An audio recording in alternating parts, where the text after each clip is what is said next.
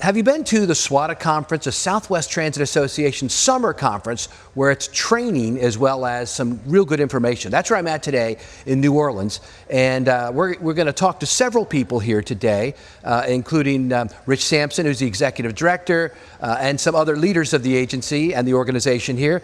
But we're also going to have an in-depth interview with Perri D'Armond, who is the director of Fort Bend Transit in Fort Bend, Texas. Hello. Hi, everybody. And so next we're going to dive into a great in-depth interview with her. I think you'll find it fascinating. Join us today. I'm Paul Comfort, and this is Transit Unplugged.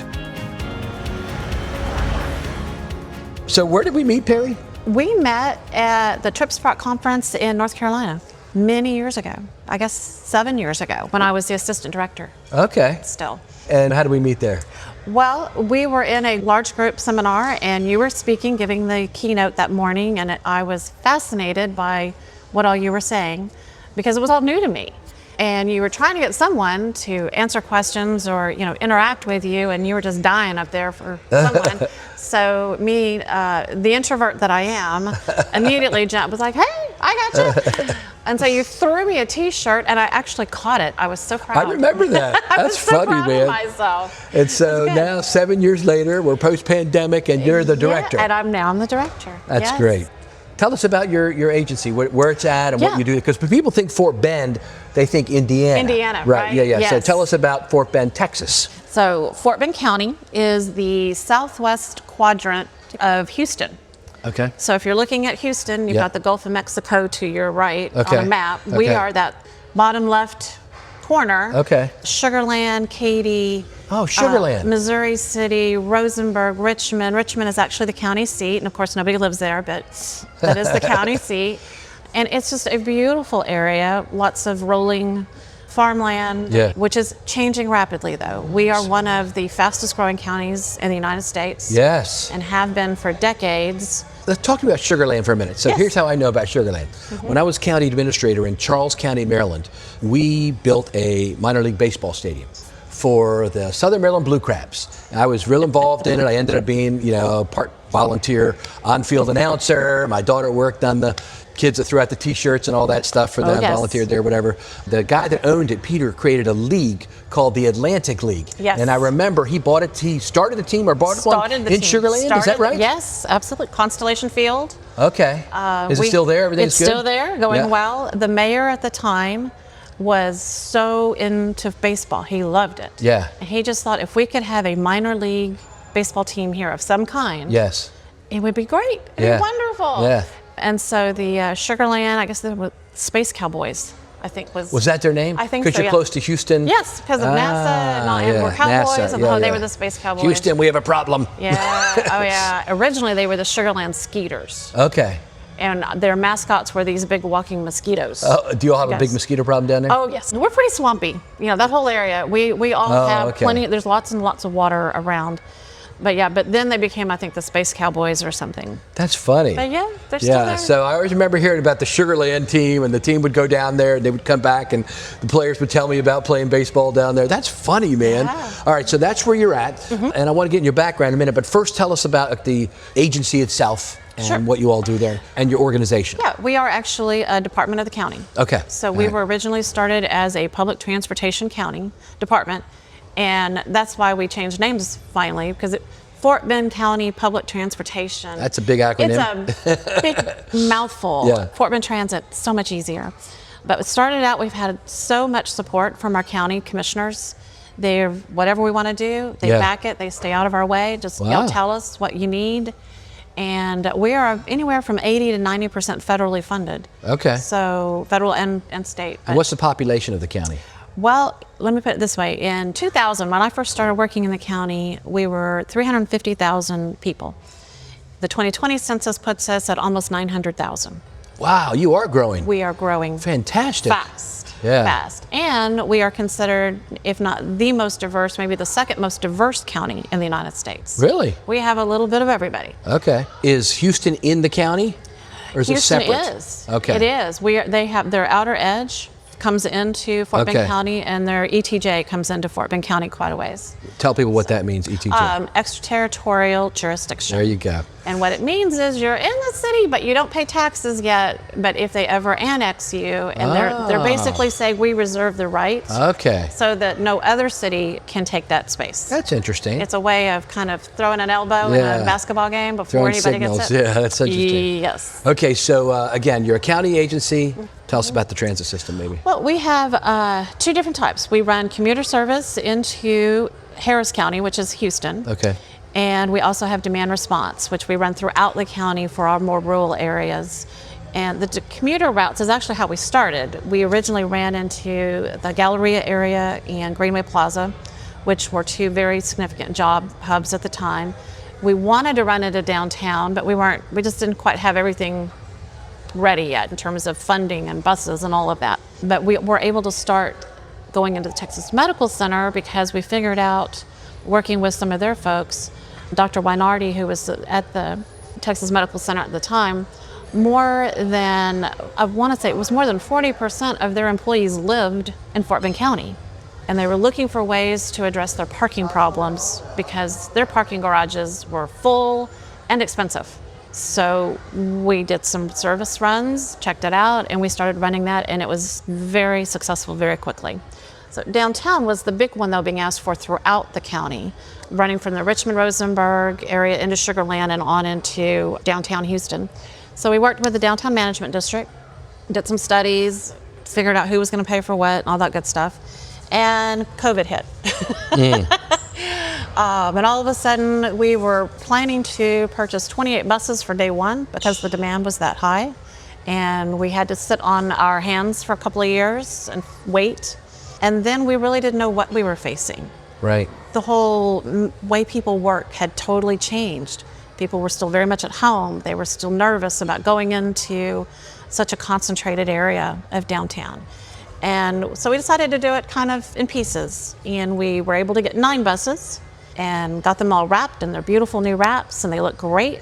And it's been a success from day one. Do you have a name for that route? It's the downtown route. Yeah. We kept it pretty simple. So that is the downtown commuter service connecting Sugar Land to downtown Houston, right? Yes, but it also connects US 59, which is also known as I-69, runs southwest out of Houston. And so we start picking up as far out as Rosenberg at our park and ride out there at the fairgrounds.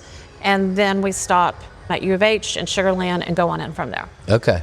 You've also started a new program in April this year called the SWTA Alerts, Real-Time Notification System. Tell me about that. Sure. We have been trying to find a good way to communicate with our riders on a regular basis throughout the day. So to have a Where's My Bus kind of an application was really what our demand response need. But just knowing where the bus is and not know, well, is it going to be here in 5 minutes or is it going to be 15 minutes or what's going on? And getting through the procurement process has been very, very difficult. Interesting, because you're part of the county government. Exactly. Yeah. So we have to answer to our county IT department as well as purchasing, and they only deal with our stuff every now and then. So it's been difficult. But so this group, this thing is called Everbridge, and it's something that we do for emergency for the county, for other parts of the department. So we actually get it. It was just assigned to us. I don't have to pay for it. But it allows us to send out canned messages. We're so sorry, but this bus is going to be 45 minutes late today. Please take other routes or whatever. But it's at least given us an ability to communicate with them throughout the day. And we've had good response so far. People That's seem good. to like it. Now, are you your own department in the county government? Or Yes. And so who do you report to, the county administrator or something? No, we don't have an administrator. Oh. I report directly to Commissioner's Court and the judge. We tell us about that structure of government. That's interesting. Well, we have county judges. Okay. And, They're judges. It's county and judge. It's called an administrative judge. Okay. So they don't really have any ability. They can't like judge anything. Right. They're not like a judicial judge. No, they're not like a judicial judge, but they can marry you. Oh, okay. So depending on, there's all kinds of nuances there. But no, they're elected officials. Okay. Our Commissioner's Court, we have 4. They represent 4 different parts of the county. Okay. Precinct lines, it's all written out. Okay. And basically, as far as they're not getting complaints from us, they're happy. Yeah, that's interesting. Wow, that's really good. That's an interesting form of government. I wanted to ask you about your background. You came into public transportation through avenue I love, which is economic development. And so you work for the city as an economic development person, is that right? Or the county, I'm sorry? I actually worked for, it was a public-private partnership called the Greater Fort Bend Economic Development Council. And we were paid for by some of the cities and the county, but equally by private local folks that were interested in some kind of economic development, whether it was local banks, local developers, builders, anyone who was trying to make a difference in Fort Bend County. And it was an amazing group of men and women who came together in the most unlikely of ways and yet got so many things done. That's good. And so what was your job there?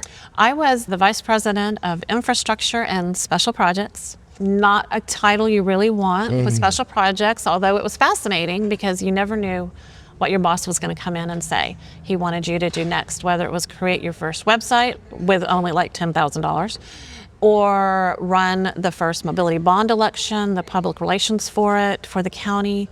But most importantly, he wanted me to go to work with the Houston-Galveston Area Council, which is our MPO, and find out why they were undercounting us. Fort Bend County is one of the largest, fastest growing counties in the United States for many decades now. When I first started there in 1998, the 2020 census came in at 350,000 people. But now we are at almost 900,000 people in just 20 years. Wow. Which is huge growth. Yeah. And very diverse. We're one of the most diverse counties in the United States. I think either the first or second. But the issue for us was, as a result, we weren't getting as much money as we thought we should get from the MPO. It wasn't being allocated to us in the manner we thought it should be. So you saw the importance of the numbers and census, right? Absolutely. Yeah. That's what it all comes down to. From there, I was there for 16 years. We did lots of different things there. But yes, working with the MPO is how I really learned about all the different ways that we provide transportation throughout the county, whether it was traditional roads and expanding those roads or transit. And CMAQ money was something that caught our eye, congestion mitigation, air quality. We have a huge ozone issue in the Houston-Galveston area. So we worked with the Business Coalition for Clean Air, finding ways to protect our area and what we could do to still be able to build and develop and yet be respectful to the environment and do what we could to preserve it, because that was very important to all of our developers. You know, nobody wants to develop a parking lot. They want to develop some beautiful countryside. Yeah. So what'd you do after that? Yeah, well, from there, I was hired by the director of Fort Bend County Public Transportation Department, Paulette Shelton, who founded it, created it from scratch. Wow. She was looking to retire, and she knew me from our HGAC days. She was there representing transit, and I was there more on the air quality side of things. So I went to work for her, and a year later I was named the director, and I've been there ever since. And that's been how long? 7 years total. Wow.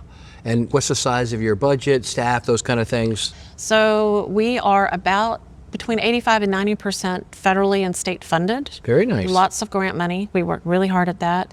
And then our local budget, the county budget, because we are a department of the county, gives us about $1 million or so a year, maybe. Yeah. Depending, sometimes it's hard to figure out how much we really have. It gets complicated very quickly. And all the employees, are they contracted out? Or they work directly for you? Or? Actually, we are kind of a hybrid. I have about 25 employees that are county employees that work directly for us. And we work on finding all that grant money. And we do all of our own reservations for the demand response side of things. And we do the cut schedule. Then overnight, we hand it to our contractor. And our contractor provides the drivers and does the actual maintenance and the actual driving and everything day of service. Okay. So the DOS becomes very important. What we do, and then we split and they do it. Who's that? Who's your contractor? TransDev. Okay. They've been our contractor. This is our third 5-year contract with them. Wow. They've done really well. So this week that you and I are talking here at SWTA is the anniversary of the Americans with Disabilities Act, and that's a big part of what you all do, the ADA compliant. Talk to us about the importance of that in your area. It's very important. Being such a large county, we have very urbanized areas like Sugar Land, Missouri City, Richmond-Rosenberg starts out to the west and it becomes very rural. And these folks don't always have a way to get to their doctor's appointments, to dialysis, to the grocery store. It doesn't seem to matter. And they don't necessarily have any other way of getting around because their kids, and I say kids, they're like my age, they go to work every day.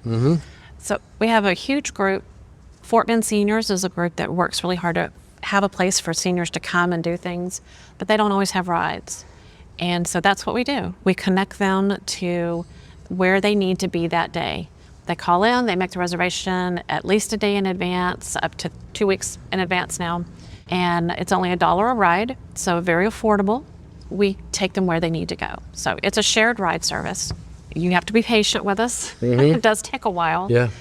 But we'll get you where you need to go. I spent a lot of my career working at, I worked in Washington, D.C., running their paratransit for 5 years through MV, another contractor. Yes. Yeah, based here in Texas, actually. And I just think that, Art Gazzetti was here speaking today at the conference from APTA, and he noted that this is the anniversary of the Americans with Disabilities Act, and how it was started out, people felt like it was an unfunded mandate. But now, so we just had Mark Ash on the show. You know Mark from Yes, I do. TransPro. You've been involved with their organization some. Mark's got a theory which I subscribe to largely, which is about 4% of Americans in general ride public transportation regularly, but 84% approve of it. Yes. And when you ask the 84%, what value do you see in our public transportation?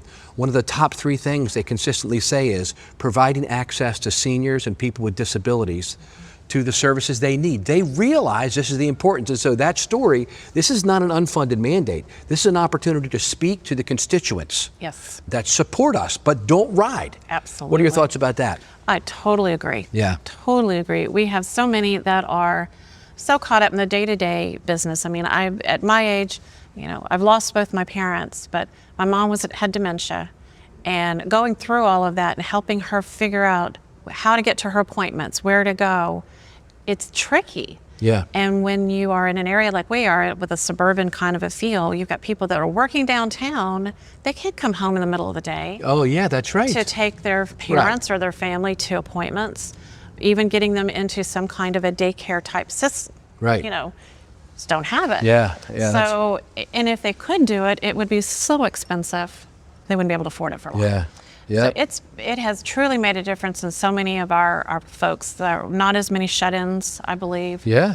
People often ask me, so where do you take people, and are there limitations on that? Because surely it must be only medical or only this. I'm like, I don't care if I'm taking you to play bingo at your church. Right. It doesn't matter. That's right. We're here to pick you up and get you there. Yeah. And that really helps, because the more interaction people, especially under ADA, have with the general public, the better it is. I always found it the most personally rewarding to be involved in that. I started out at Department of Aging, and I remember going home every day feeling my heart was full because I was helping people that really needed it. And not that everybody doesn't need it that rides transit, but people with, the elderly or people with disabilities, it just, I don't know, for me it's always had a special place in my heart. We had a wonderful program for a while, which I wish we still had. We did it in conjunction with the Fort Bend ARC. Okay. Which is for emotionally disabled or physically disabled or whatever, young adults. And we had them as ambassadors on our buses. Oh, all they did wonderful. was sit on our bus all day. Yeah. But they were there just to help. Yeah. Anybody needed an extra hand. And these were folks that were high functioning, but they were there to help you with your bag or help you on and off the bus or whatever, and just give that little extra touch. That's wonderful. And unfortunately, we lost our grant funding on that eventually. But it was wonderful. It was such a great program, and it gave them some independence. And our elderly folks especially loved it. Yeah. They just got a huge kick out of it. It was great. So what do you got coming in the future? You got any plans for new upgrades or anything? Yeah. We do. Our West Park Park and Ride has just been finished. Okay. It's officially open, but doesn't have any commuter service attached to it yet. Okay. We're waiting on our buses to arrive. Oh yeah. But in the meantime, I'm using it to expand our demand response in that part of the county. We're keeping a couple of buses there instead of deadheading all the way back to the depot. Okay. That really shortens their time, and we can do more shorter rides. So it's doing its thing. Yeah. We're being creative there. We applied for some funding for CNG. We've asked for 24 buses and a fuel station so that we can start converting over to lower emissions and get away from diesel. Okay. Don't get me wrong, we love diesel. It's a workhorse. It'll go all day, but we are in an ozone challenged area, and we want to do our part as much as we can. Yeah, CNG's big in Texas, isn't it? A lot of agencies use it a lot. You have a lot right there under the ground, I guess? Yes. Yeah. So we're all good there. And then expanding our downtown commuter service we're already looking to expand it by another couple of buses. We've got a parking garage that we're working on with a TOD in the Missouri City area. It will help us provide a way for students that go to Houston Community College Southwest. They're right across the street, so they could take transit into there or park there and move, and be able to move around that whole area. So it's been a good partnership with our county commissioner for that area, Grady Prestige. And just, it's a way of serving our area. One thing I learned very early on, it's economic development, going back to that, is that within the county, there's all these villages, towns, cities, and every one of them has its own personality. And as you get to know their personalities, you have a better understanding of what their needs are and how to meet them. So something that works in Sugar Land may not work out in Beasley or Kendallton on the far side of the county. They have their own needs.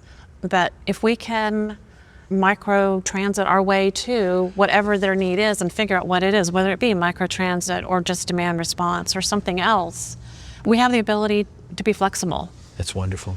Well, thank you so much for being our guest today, Perri, and You're sharing with welcome. us some about your background and what you're doing there in Texas and your passion for the work we're in. Absolutely. And I Thank love you. the tie to the economic development side, back to that 84% that support. The number one thing that surveys have shown that people support about public transportation is that it provides access to jobs. Absolutely. Yeah, and that's what you're helping to do, Yes. isn't it? Yeah. Yes, it is. Yeah. Thank you so much. Oh, thank you. Here on the banks of the Mississippi River, we're at the Southwest Transit Association Summer University Conference, where they do in-depth training. I wanted to step aside and talk with Rich Sampson, the executive director of the organization, to tell us some about what the hot topics are now in the southwest part of the United States when it comes to public transportation, and also about the conference itself and what people can expect when they're here. Let's listen to Rich Sampson. Great opening session this morning, Rich, on your big conference here. Tell us about the hot topics you're seeing here in the southwestern part of the United States. Yeah, thanks for having me back, Paul. A couple of things that we're hearing from our members across the SWTA Nation. Smaller systems, small urban and rural tribal systems, we're hearing the need for local match and the challenge of uncovering that. Smaller the agency, it's just tougher to find that local investment to meet the federal funds. So they'd love to see changes at the federal level to bring that ratio up to a higher number, more of an 80-20 number instead of 50-50. Any of that change can really help them run more service, hire more drivers, and buy more fuel. So for the smaller systems, I'd say local match. At the larger agencies, it's compared to the rest of the country, the SWTA Nation's large systems, DART and Valley Metro, NORDA here in Houston, it's not so much ridership recovery that you see elsewhere, but the new patterns of travel since COVID, less commuter focused. And, our region has always had less centralized downtown hubs. So interconnecting between suburban communities rather than just the line haul to downtown stuff. So I would say those are the hot topics amongst our members. I love your conferences. I've been going to them for years. Tell us about what SWTA is. Sure. I love how you call it SWTA Nation, Yeah, too. SWTA Nation. Yeah. And have to give credit to Tom Jason at Houston Metro for Okay. that one. He coined it before I came on board. Yeah.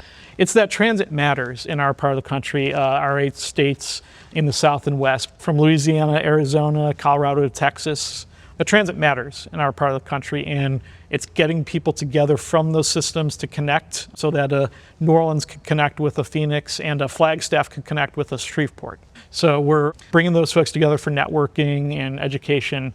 And then this is also the Louisiana State Conference, which they have either annually or every other year. So it's folks that will come to the LAPTA conference and get some training provided by the state DOTD in this case. And De Niro is the head of that group now. Correct, yeah, De Niro Washington. I'll be talking to him right after I talk to you. Awesome, from Sport Train up in Shreveport. And then the SWTA part is at our summer conference. We usually focus on marketing, transit law, and community mobility. And we have those tracks going alongside the training that Louisiana is offering. This summer conference is unique in my mind because you're doing long blocks of time with training. Tell us about that. Yeah, this focus has always been, usually we call it the Summer University. And that, I love that, yeah. Our big conference has a whole bunch of sessions, 25 or 30 sessions, the big show, all that. This is to be much more of a training focus to dig into topics so that, folks can, in the summertime when hopefully they're not as busy, we know people are vacationing and all that, can really dig into if they're either counsel or a GM on some law topics or dig into the latest on marketing rather than having a whole bunch of stuff bombarded at you to really focus in. So we have 4-hour sessions on marketing and urban technical assistance here. So it's a much longer exposure to these topics than you'd see at the annual conference. And this room was packed this morning, hundreds of people here. It's great. Yeah, we're just over 250 folks here in the middle of the summer in New Orleans, and getting them in touch with each other and their colleagues from across Louisiana and then the SWTA Nation together. I saw Scott Bogram when I walked in talking to you. What's your all's relationship with CTAA? I know you got your start there. Yeah, I was on staff there for about 17 years, and they provide great services to rural, small urban, tribal members. So we invite them every time along with APTA. We had Art Gazzetti here this morning, and he gave us a great update from the APTA side. And the fun challenge at SWTA is not only do we represent the 8 states, but we represent all size systems in those 8 states. So, APTA at the national level focuses on the bigger systems, CTA on the smaller systems. We bring them all in and from a geographic region. And there's really no one else like us in the country. That's true. Certainly of this scale. And that's more so about our members than it is about the work that we do at staff. We're proud of our work, but it's bringing our members from this region together on that scale that I think sets us apart. Last question, tell us about your next conference. What do you got coming next? Next, late March, early April, we'll be in Albuquerque, New Mexico, co-hosting with the New Mexico Transit Association for their state conference. So that's our big show. We'll have, again, 25, 30 breakouts, a couple big room sessions. We usually get the FTA administrator there or the executive director, and usually between 90 booths and 20 vehicles. So we have a big trade show, biggest regional trade show in the country. So we're looking forward to that in spring in New Mexico. Weather should be nice. Get some hot air balloons going up. Exactly. Maybe? Yeah. I don't think we're there that week. We always try to be like the week after that major event because the hotel rooms open up and all that stuff. So look for SWTA Nation to be in Albuquerque late March. Great. Thank you. Daenerys Washington is chair of the Louisiana Public Transportation Association. This is their conference as well. They're co-sponsoring it with SWTA. He's also the head of public transportation in Shreveport, Louisiana. And I stopped by to talk to him for a moment here on the trade show floor to talk about what's happening in Louisiana and in Shreveport. Daenerys Washington, CEO for Shreveport, and also the LPTA president. We're excited. We're starting our Louisiana conference here. It's a great day in Louisiana. Louisiana supporting transit. State DOTD is here, have supported the conference, and they're looking forward to pushing transit forward. From the rural systems, they're doing a lot of investment in vehicle upgrades and technologies, up to the urban systems. They're investing in ferry programs here in New Orleans. They've invested in CNG buses there in Shreveport, and they're investing in the BRT corridor there in Baton Rouge. So there's a lot of exciting things happening in Louisiana, and so today is just another kickoff to say thank you for what's happening in the community, but also learn and engage what we can do here in the future. That's great, Daenerys. And give us an insight into anything happening in Shreveport, in the agency that you oversee. So in Shreveport, there's a lot of exciting things happening. We just opened about 2 months ago our new multimodal resource center, which includes a new safety training center, driver simulator, a brand new operation control center. We just purchased 40 new CNG buses, and we're putting out 400 bus shelters. We're building a new $23 million administration complex, just wrapped up a new terminal, and have 2 new transfer hubs coming online here in the next 2 or 3 months. So very exciting times in Shreveport. Daenerys, you got a lot going on, brother. Way too much. Thank you for listening to this week's episode of the Transit Unplugged podcast. We're so glad you're here. My name is Julie Gates. I'm the executive producer of the show. And our goal is to create programs that promote the great things going on in the transit industry by providing you with behind-the-scenes access with industry executive leadership so we can work together to find innovative industry solutions. We would love to have you be a part of the Transit Unplugged community by having you sign up for our newsletter. Head to the show notes to find the link. Thanks for listening to Transit Unplugged with Paul Comfort, our favorite transit evangelist, and we'll catch you next week. Thanks for tuning in.